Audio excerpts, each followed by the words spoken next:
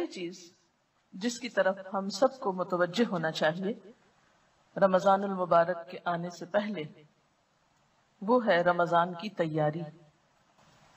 آپ عام روزمرہ زندگی کے مشاہدے میں دیکھتے ہیں کہ کسی بھی اہم کام کے لیے لازماً تیاری کی جاتی ہے۔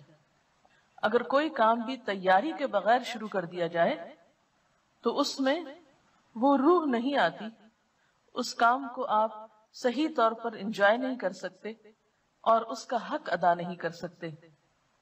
مثال کے طور پر امتحان کے آنے سے پہلے آپ کیا کرتے ہیں؟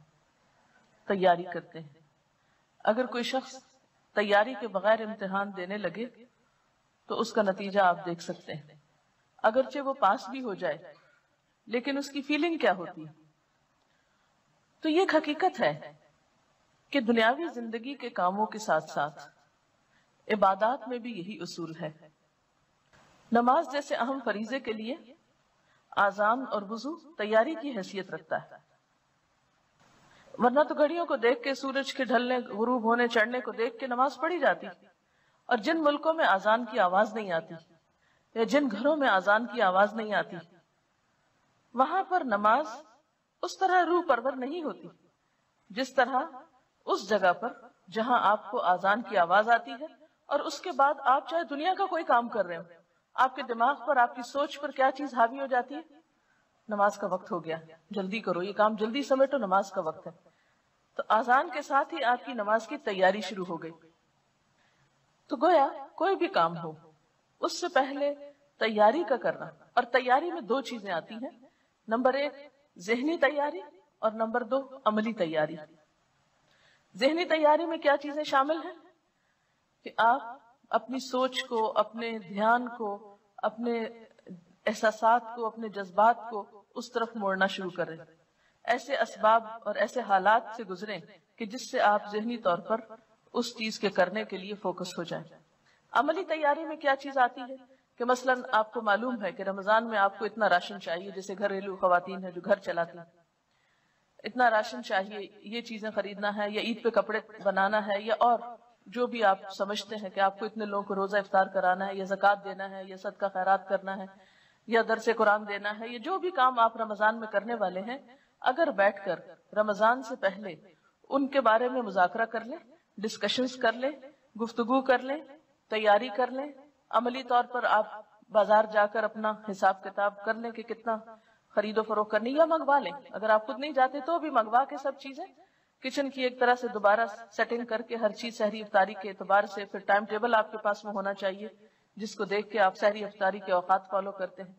پھر اسی طرح اگر آپ کو کہیں اور تراویح پڑھنے کے لیے جانا ہے تو سواری کا ارینجمنٹ، یہ کس کے ساتھ جانا ہے، یہ کس کو اور ساتھ میں لانا ہے، یہ ساری چیزیں رمضان سے پہلے ایک ایک کر کے، جن کا ابھی میں ذکر کروں گی، ان کو عملی طور پر بھی تیار کر کے رکھ لیں اپنے پاس۔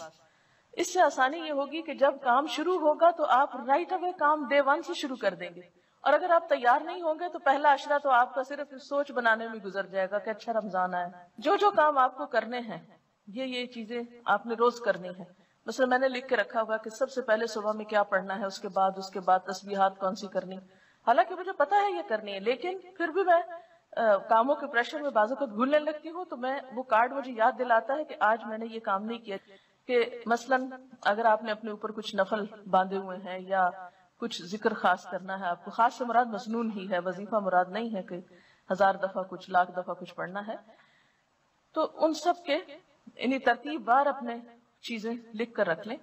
پھر یہ ہے کہ جائے نمازیں وغیرہ دھو کے صاف ستھری کر لیں، کیونکہ افسوس کے ساتھ کہنا پڑتا ہے کہ بعض گھرانوں میں اس کا اہتمام نہیں ہوتا، اور بہت فریکوینٹلی یہ چیز دیکھنے میں آتی ہے کہ لوگ سارا گھر صاف رکھتے اور ایک جائے نماز گندی رہ جاتی، شاید وہ مائنڈ کرتے ہیں اس کو دھونا یا گناہ سمجھتے ہیں۔ تو عبادت میں لطف کے لیے کیا ہے، تھوڑا سا گھر کی صفائی کو بھی دیکھ لیں، کچن کی صفائی، گھر کی صفائی، اپنے بیڈ کی، کمرے کی، جہاں آپ کو عبادت کرنی ہے، جہاں پڑھنا ہے، کتابوں کی شیلف کی، الماری کی، یعنی ہر ایک چیز جو ہے بالکل ترتیب سے کر لیں، اور اتنی ترتیب سے کر لیں، بلکہ میں تو بعض اوقات یہ کیا کرتی تھی کہ جو بیڈ بستر وغیرہ سال بھر اٹھتے رکھے جاتے ہیں، وہ میں رمضان سے پہلے چادریں، ہر چیز اس طرح ایسی جگہ پہ رکھ لیتی تھی کہ بس صرف 1 منٹ اس میں لگے اور ہر چیز جلدی جلدی تبدیل ہو جائے۔ اور لانڈری بھی رمضان کے لیے بچا کے نہیں رکھیں، سب کچھ واش کر لیں، کلین کر لیں، اور اس طرح آپ جب رمضان، جیسے لوگ عید کی تیاری کرتے ہیں، تو عید سے بڑھ کر آپ رمضان کے لیے عملی طور پر تیار ہو جائیں، اور ساتھ ساتھ کارڈ پر ذہنی طور پر عبادات کی تفصیل لکھ کر وہ تیاری کر لیں. اور پھر خاص طور پر یہ بات کہ کوئی بھی نیکی جو نفل کا درجہ رکھتی ہے عام دنوں میں، وہ رمضان میں فرض کا اجر و ثواب پاتی. جو عام دنوں میں نفل کا مقام رکھتی ہے وہ رمضان میں فرض کا مقام رکھتی. پھر اسی طرح فرض جو ہے وہ 70 فرض کے برابر ہو جاتا ہے. پھر اس میں ہمدردی اور غمخواری کا مہینہ ہے، تو ایک دوسرے کے ساتھ آپ ہمدردی اور غمخواری کس طرح کریں. پھر اسی طرح شہر المواسات کے علاوہ خاص طور پر افطار کا جو اجر بتایا گیا ہے، تو اس میں بھی آپ دیکھیے کہ گھر والوں کو بھی آپ افطار کرا سکتے ہیں. افطار پارٹی سے مراد نہیں ہے، اس سے افطار کرانا مراد ہے. کھجور کے ساتھ، پانی کے گھونٹ سے، لسی کے گھونٹ سے، جو بھی اویلیبل ہے. پھر خاص طور پر سرونٹس کے بارے میں حضور صلی اللہ علیہ وسلم نے توجہ دلائی کہ ان کے اوپر ایسا بوجھ نہ ڈالا جائے کہ جو اٹھا نہ سکیں. عام طور پر لوگ آخری وقت میں گرم پراٹھا کھاتے رہتے ہیں اور دوسروں کی سحری کا خیال نہیں رکھتے کہ ان لوگوں کو خود بھی کھانی، یا وہ لوگ بہت ارلی بیچارے کھا کے پھر سارے گھر کو سرو کرتے ہیں. ہم خود سوتے ہیں اور ان کو کام میں لگائے رکھتے ہیں. تو ان چیزوں کا بھی تھوڑا دھیان رکھنا ہے. پھر اسی طرح افطار کے وقت میں بھی ان کی مدد کرنا، ٹیبل لگانے میں، اٹھانے میں، برتن دھلوانے میں، تاکہ وہ بھی نماز پڑھ سکے. دیکھیں وہ نماز کیسی ہے جو آپ خود پڑھ رہے ہیں اور آپ کے گھر کے مسلمان سرونٹس نماز نہیں پڑھ رہے. وہ روزے کیسے ہیں کہ آپ خود روزے رکھ رہے ہیں اور آپ کے گھر کے سرونٹس جو ہیں ان کو روزے کی پرواہ نہیں، پتہ ہی نہیں. اور اگر کئی دفعہ میں نے ایسے لوگوں سے بات چیت کی ہے کہ آپ نے روزہ رکھا، تو کبھی بھی ہم کہاں سے روزہ رکھ سکتے، ہمارے تو کام ہی بہت ہیں.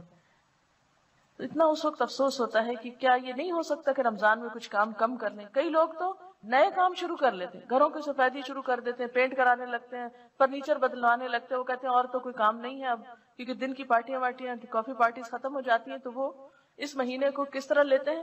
گھروں کی رینوویشن کے لیے، اور اس میں بے وجہ میں ہم سرونٹس وغیرہ کا کام بڑھا دیتے ہیں. تو اس چیز سے پرہیز کرنے کی ضرورت ہے کہ اس مہینے کو عبادت کا مہینہ سمجھ کے منایا جائے، نہ کہ دنیا داری کرتے ہوئے. پھر اس میں آپ دیکھیے کہ جیسے آپ نے ذاتی کام جو کرنے ہیں اس میں روزہ رکھنا ہے، اور روزے میں صرف روزہ رکھنا نہیں ہے بلکہ کیونکہ حدیث میں آتا ہے نا، جس نے روزہ رکھ کے جھوٹ بولنا نہ چھوڑا اور جھوٹ پہ عمل کرنا اور لڑائی جھگڑا اور فحش گفتگو اور ان چیزوں کو نہیں، تو پھر اس کا روزہ روزہ نہیں، کیونکہ روزہ صرف بھوکے پیاسے رہنے کا نام نہیں. پھر اسی طرح نماز کے لیے آپ ایک ٹارگٹ اس رمضان میں رکھ سکتے ہیں. یا آپ یہ رکھ لیں کہ زیادہ نوافل پڑھنے، یا یہ رکھ لیں کہ خاص خشوع و خضوع کا، یا یہ کہ اول وقت، یعنی کوئی ایک ٹارگٹ اپنا رکھ لیں کہ میں اس رمضان میں اول وقت نماز پڑھوں گی، ساری نمازیں اول وقت. اور اس طرح آپ کو کیسے پورا ہوگا؟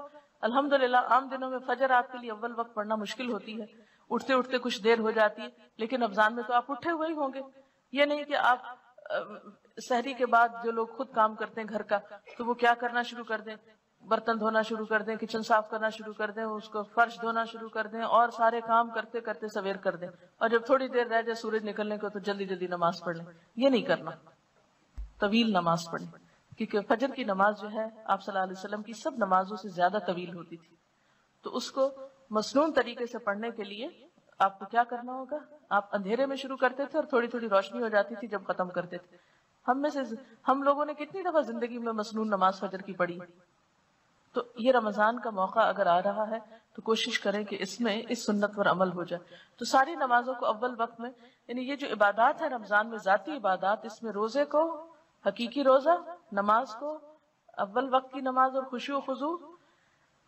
پھر اسی طرح نوافل میں جو جو چیزیں آپ کر سکتے ہوں، اور اس میں خاص طور پر قیام اللیل یعنی جو تراویح کی نماز ہے اس کا اہتمام، کیونکہ ایک نفل جو ہے اس فرض کے برابر ہے.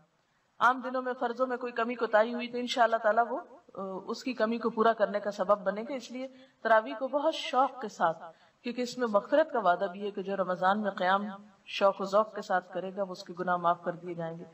پھر اسی طرح قرآن پاک کی تلاوت، قرآن پاک کی فجر کے وقت تلاوت جو ہے، یعنی نماز کے بعد جو آپ تلاوت کریں، اس تلاوت کو لاؤڈلی کرنے کی عادت ڈالیں. آپ دیکھیں گے کہ آپ کی زبان کی لکنت اور آپ کی زبان کی وہ جو ہے رکاوٹ وہ دور ہوگی اس سے انشاءاللہ. پھر اسی طرح یہ جو صبح شام کی دعائیں ہیں خاص طور پر ان کو پڑھنے کی عادت ڈالیں، اور ان کو آپ زبانی یاد کرنے کی بھی کوشش کریں اور روزانہ ان کو پڑھیں بھی.